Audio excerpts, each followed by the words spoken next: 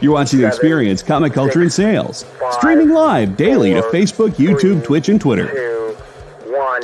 Hey everybody, welcome to the Dan Wickline Show here on The Experience.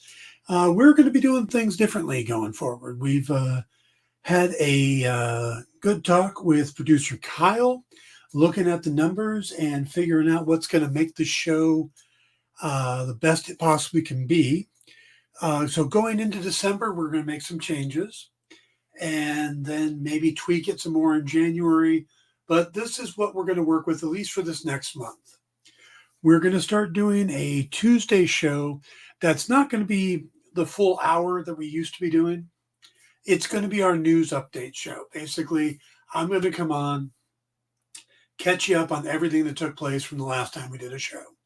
So Friday, Saturday, Sunday, Monday, and, so into Tuesday, catch you up on all the news, whether it's pop culture stuff, it's castings, it's firings, it's legal troubles, whatever it is. We'll talk about that on Tuesdays, and that may be a pre-recorded show where that's kind of where we're leaning towards. We're doing it live today because we just made these changes, but we'll be doing the news today. It won't be, like I said, a full hour. It's going to be, I go until I run out of news. Then on Thursdays, we're going to do basically the big show. It's going to be anywhere from an hour to an hour and a half, depending on what we have to cover that day. This particular Thursday, I'm going to do a deep dive into the character of Bill Foster, a.k.a. Black Goliath, a.k.a. Giant Man. He's had a few different titles, but a character who was created in the comics in the mid-'70s. He's part of the MCU, played by Lawrence Fishburne, and is going to be part of the upcoming What If series. So I thought it's time for a deep dive into that character and give you the background. We'll look at some of the books he's appeared in, what their values is, and stuff like that. Yeah, we'll solve why Bill Foster can't just pick a name. Right, because in the 70s, it made sense to call yourself Black Goliath because everybody was Black Lightning, Black Panther, where nowadays you don't need that. If you're an African-American hero, you don't need to put the word black in front of your name. Thank you, Tony Isabella. Anyway, we are going to do that. So that's going to be the new plan. So Tuesdays will be news catch-up days, and Thursdays will be the big show, and we'll see how that goes for a while. So stay around for the Dan Wickline Show. This is where you roll the... Can you tell I'm out of practice? I don't know where anything is. Yeah. Here We've got Kyle on the board instead of Jay. Yeah. Here we go.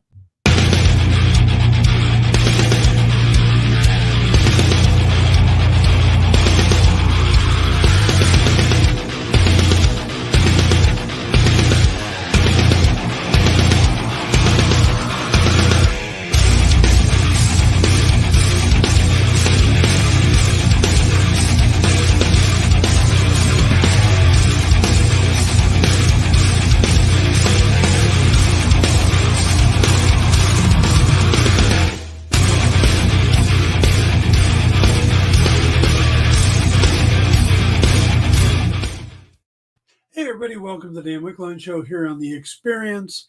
Like I said, we're doing the news catch-up today. Today is December 5th, Tuesday, and we do have quite a bit of news to cover. Everything from comics to renewals to legal briefings, and we're going to start there in the Court of Law, the Manhattan Court of Law. Specifically, we are going to catch up on the Jonathan Majors assault case, which is underway in Manhattan. Yesterday morning, they had opening arguments, and the accuser, Grace Jabari, actually testified today, or is testifying today as we speak. And through that, the prosecution is creating a narrative that the Loki actor has used cruelty and manipulation to control Jabari, and that the dancer and movement coach was actually afraid of Majors.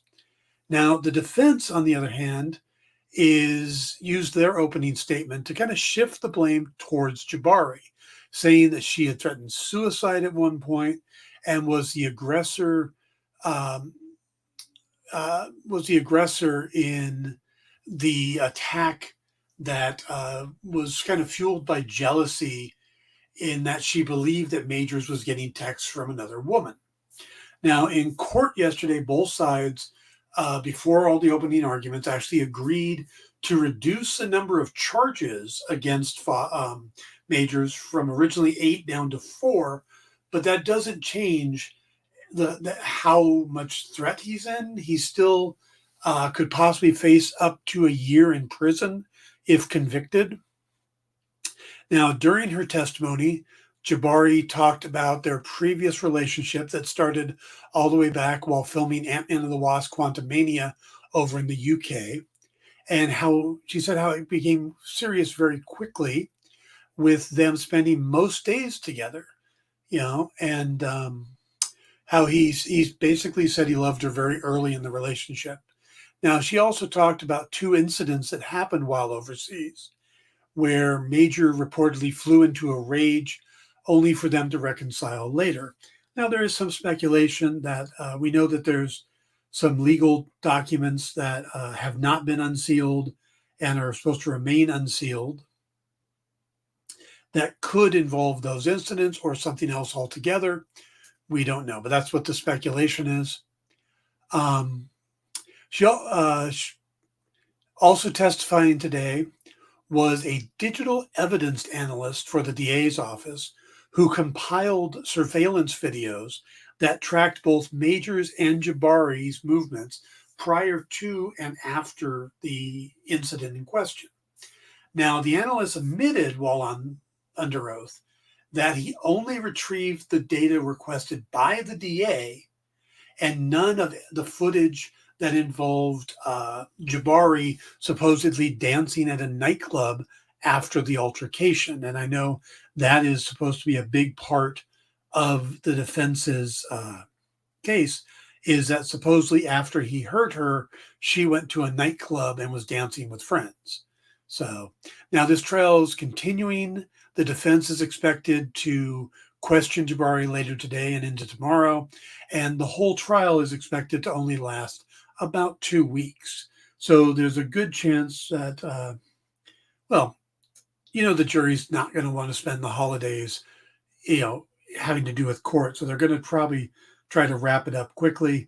So I wouldn't be surprised if, by the end of next week, everybody's rested, and early into that 3rd week, there would be a verdict, and this is all wrapped up before Christmas. How this will go remains to be seen. I am curious, though, that the prosecution, and this is speculation. This is I actually was pre-law for a while when I was in college. I'm fascinated by legal stuff, and I'm really surprised that the prosecution started with something so dry as a digital analyst, and then went straight to Jabari, when you would think that the next logical person would be the driver of the car they were in, testifying about what happens, which makes me think that that testimony is not necessarily in favor of the prosecution, because I would think that you'd want Jabari to be the end of that. You'd want her to be the big emotional connection to the jury before the defense takes over. So you'd want to get this guy who supposedly saw everything that happened in the car on record, and he hasn't testified yet. So now maybe they're thinking it's better to get her on the record and then go to the driver and get, kind of solidify everything. But I think it would be the other way around, and I think most DAs would go that way. So maybe he's not testifying for the prosecution, or maybe he's not testifying at all. we'll have to see how this pans out, but it should be pretty interesting, and I'll keep you updated on it as we go. All right, let's move it on. We heard this morning that,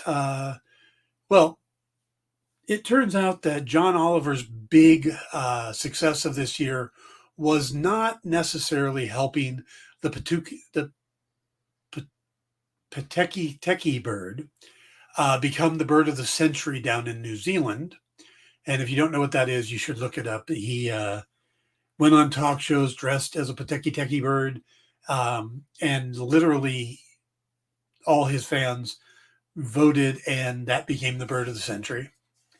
But HBO has renewed last week tonight for 3 more seasons, taking the weekly show through 2026. And the new deal, which runs through season 13, comes as the current 10th season is about to come to an end later this month. Now, the 10th season has been truncated because of the writer's strike.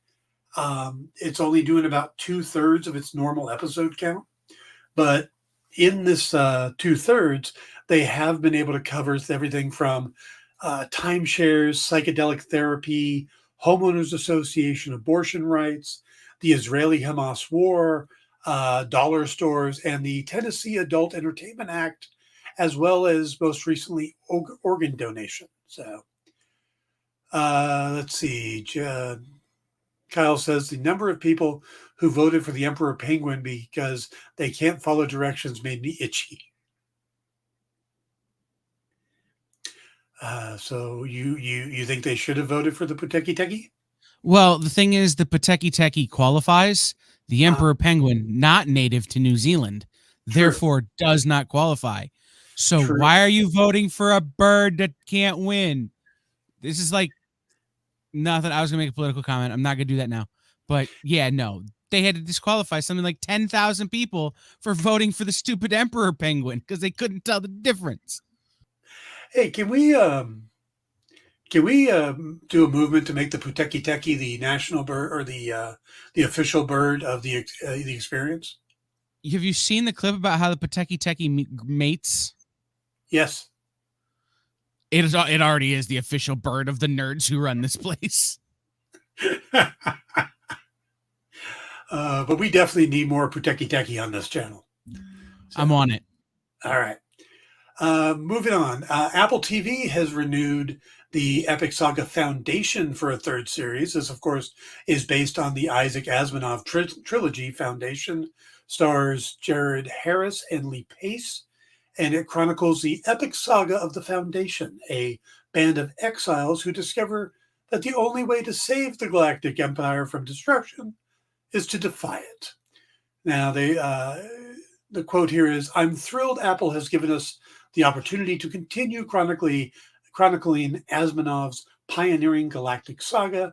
This time, the stakes of Foundation and Empire are even higher as the Mule takes center stage, along with fan favorites Beta, Torin, Ebling, and the Magnifico Giganticus."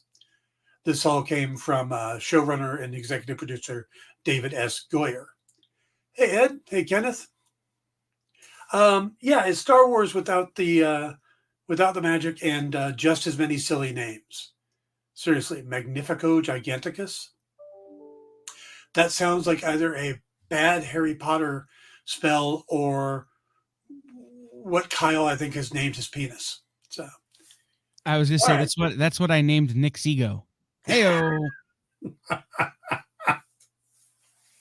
All right. Let's move on. Some news having to do with a live-action Spider-Man series.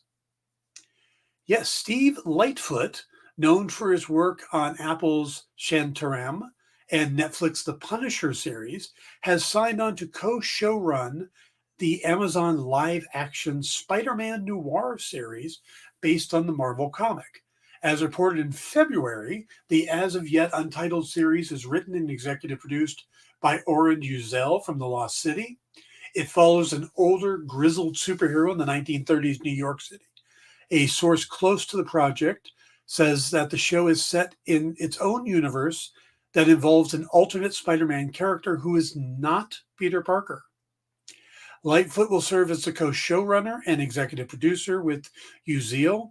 Uziel developed the series with Academy Award-winning Spider-Man Into the Spider-Verse producers Phil Lord and Christopher Miller, along with Amy Pascal, who will all serve as executive producers. Sony Picture Televisions, where Lord and Miller are underway for an overall deal, is the studio involved. Now, the Amazon project would be the first where live action depiction of Spider-Man Noir, the alternative versions of Spider-Man, emerged in a version of New York during the Great Depression. In the comics, Peter Parker is bitten by a spider housed inside a spider god idol that gives him superhuman powers. The character has previously appeared in the animated series Ultimate Spider-Man, voiced by Milo Ventimiglia, who I think would be a great casting also for live action, as well as Spider-Man Into the Spider-Verse. Let's see. JD says, I feel bad for the co-creators of Spider-Man Noir who are completely cut out of the project. I do as well. Definitely one of them is a friend of the networks, but he doesn't like to be identified as the co-creator anymore. So, and it's Milo Ventimiglia. That sounds like something you go to see your doctor for. It's also the name of Nick's ego. Yep, gonna work that one to death. Okay. I get one good joke a week, Dan. I'm gonna use it as much as possible. You should. You absolutely should. Okay. A photo shared on the Mirror is kind of interesting because it looks like it involves somebody we recently had here on the Experience. Yeah. A set photo from Deadpool 3 looks to include the iconic character of Sabretooth in a battle with Wolverine and Deadpool.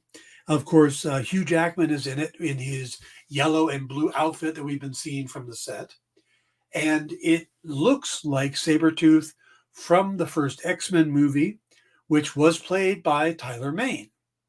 And it really looks like him. And there's also a decapitated version of the character whose head is being held by Deadpool. So maybe. Now, Tyler is back. Hell yeah. Exactly. There's other rumors coming out from those set photos.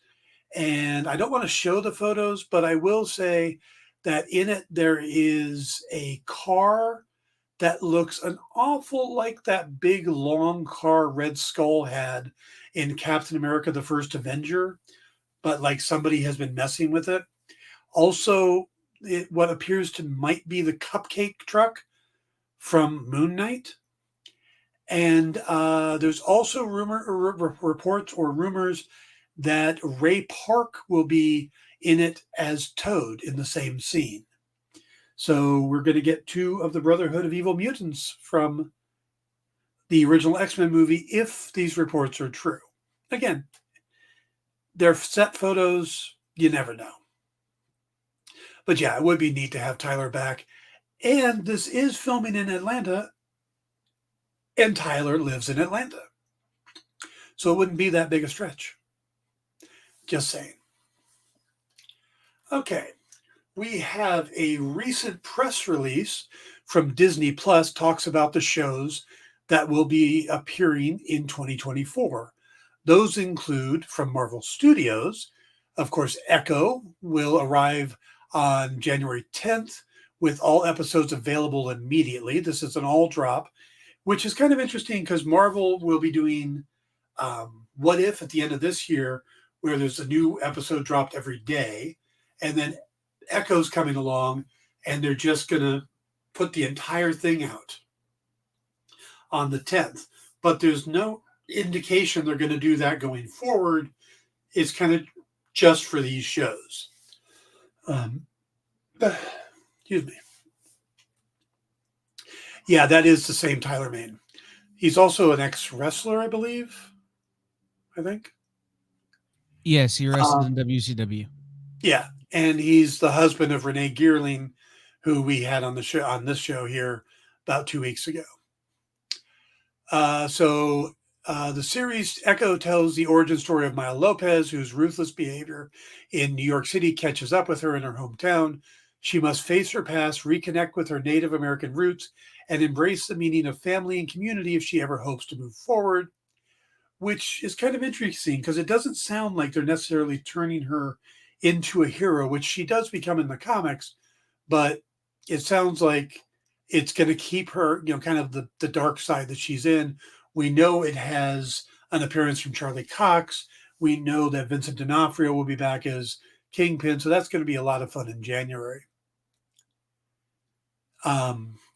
Also, we'll be getting Agatha Darkhold Diaries, most likely in October of 2024, with Catherine Hahn reprising her fan favorite role of Westview's resident Darkhold reader Agatha Harkness. And at some point during next year, we're supposed to be getting X-Men 97, the continuation of the classic X-Men animated series. Okay, moving on. Then from Lucasfilms or Star Wars, next year we're going to get The Acolyte. This series is a mystery thriller that will take viewers into the galaxy of shadowy secrets and emerging dark side powers in the final days of the High Republic era. So this will be the earliest Star Wars live action stuff we've gotten. A former Padawan reunites with her Jedi Master to investigate a series of crimes, with the forces they confront are more sinister than they ever anticipated. And then we're going to be getting Star Wars Skeleton Crew, which tells the story of 4 kids who find themselves lost in the vastness of the galaxy, trying to find their way home. This series will arrive in 2024. That one is supposed to be in the same time frame as The Mandalorian and Ahsoka and those shows. Book of Boba Fett. Now, what's interesting is notably absent from this list are Marvel Studios' Ironheart, which we know is completed, but doesn't look like it's going to air until 2025 at the earliest. There's been some rumors that that's being delayed because it's going to tie heavily into the Armor Wars series, and they want those to become closer together. But also not on the list, which we expected in August of 2024, is the second season of Andor. That was, originally planned for August of 2024. Now, maybe that's delayed because of the actor strikes and stuff, but it's not on the list currently, so looks like we won't get that till 2025. Ed asks, have you heard anything about a second season of Rings of Power? Is that still going to happen? Yes, that is still planned to happen. Amazon spent an absolute fortune to get the rights to do the series, so they will continue it on because, they need to make more money off of it to come even close to paying for, or getting the value for what they paid. So, all right, we got one more big story. This is a comic-related story. This has to do with Mark Millar and his Miller's World. And this comes from a Dark Horse press release. There's been news stories on it. But it says, Miller World, home to Mark Millar's award-winning series from Wanted to Big Game, Nemesis, Jupiter's Legacy, The Magic Order, and many more, is moving house to Dark Horse Comics. The intensive publishing partnership will include collections of previously published material, as well as 5 new series in 2024, including a Nemesis comic series, Nemesis Rogues Gallery, and other titles yet to be announced. There will also be plenty of new additions collecting past series for longtime fans of Miller's work and for new fans to discover. The collaboration will begin with new trade paperback editions of The Magic Orders Volume 1 and 2. There's 5 of those in total, which is the thrilling dark fantasy series based on Mark Millar's next major live-action Netflix series. Millar is joined by artist Oliver Copiel and Dave Stewart in the first volume, and Stuart Immonen and Sonny Go and David Curiel for the second. Following that release, the entire Nemesis Reloaded arc will be presented in one volume with artist Jorge Jimenez and colorist Giovanna Nero. Also getting a new Dark Horse edition will be Nightclub Volume 1 with artwork provided by Juanan Ramirez. Signature oversized hardcover Dark Horse Library editions featuring Miller's Boundless Worlds will also be available, collecting other popular works. The Wanted and Big Game Library Edition arrives first, featuring the art of J.G. Jones and Paul Mounts, and on Wanted, and then Pepe Larraz and Giovanna Nero on Big Game, then library editions of The Ambassadors and the Magic Order, and many more to follow later. Now, this is just the start of what readers can expect from the vast partnership, as 4 other new series are scheduled for 2024 and 2025. And they say stay tuned for more announcements. This is kind of a big thing, and it's not kind of a big thing, because it feels like Millar's popularity has been waning, and that his later stuff hasn't been as successful as his earlier stuff. So maybe with the new push from Dark Horse, that'll get things back into prominence. But for now, it does seem like this is kind of like a big announcement. You know, I don't know. It's hard to say. It's just, this wasn't the breaking news that I think Dark Horse wanted it to be. So, okay, I'm going to repeat this because I know a couple people have come in since then, like Ed. We answered that question already, Kyle. We're changing the format of the Dan Wickline Show, so we're not going to do as many shows a week. Tuesdays will be a news recap, most likely pre-recorded like we're doing today. And Thursdays will be the big show, anywhere from an hour to maybe even up to 90 minutes, where we'll do deep dives into stuff. We'll talk about key collectibles involving our main topic and things like that. Partly we're doing that because we're looking at the numbers and seeing how to best repackage the show, and also because December is kind of a dead zone for stories and stuff like that. So we're going to do this through December. In January, we'll be revisited. Returning Wednesdays may happen, but it's something we're talking about. But for now, going forward, we'll be doing a shorter, like a half-hour broadcast that most likely will be pre-recorded on Tuesdays at this time. And then on Thursdays, we'll do the live show where we do the big topics. So that is what's going on with that. So if you just joined us, you're now caught up to speed. Also, stay tuned today. We have, later on, will be Minute to Skim It with Miss Jen and Kyle. Jay is off today. Something about moving. I don't know. I would think he moves every day. He gets up, leaves the room, comes back in the room. But today he's moving. And then Mint Hunter tonight. Tomorrow we'll have our normal lineup of comic collectibles and Talk and Treat trivia, and the other shows. Kicking It with Henri and 360 Comics. Thursday I will be back, and we're going to talk about... I've met our producer. We try to move them as little as possible. Thursday I will be back, and we'll do a deep dive into the character of Bill Foster, Black Goliath / Giant Man, who will be in the upcoming Marvel What If series season 2.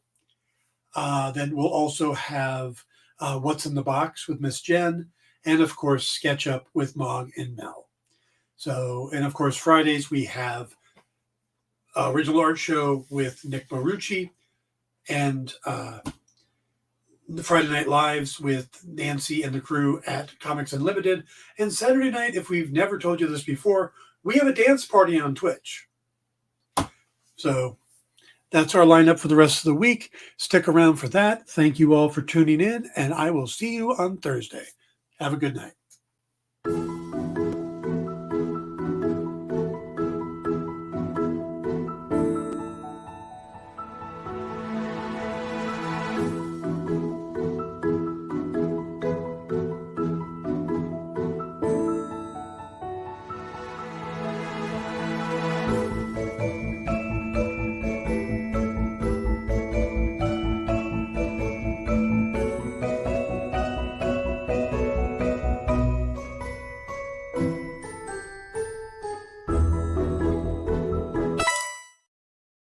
There's a comic book universe on the streets of Cleveland. Hero Tomorrow Comics is debuting Violante, the Undead. Get the new issue or the entire acclaimed library live on Kickstarter. I'm coming for you, Cleveland. Details at clevelandsuperhero.com.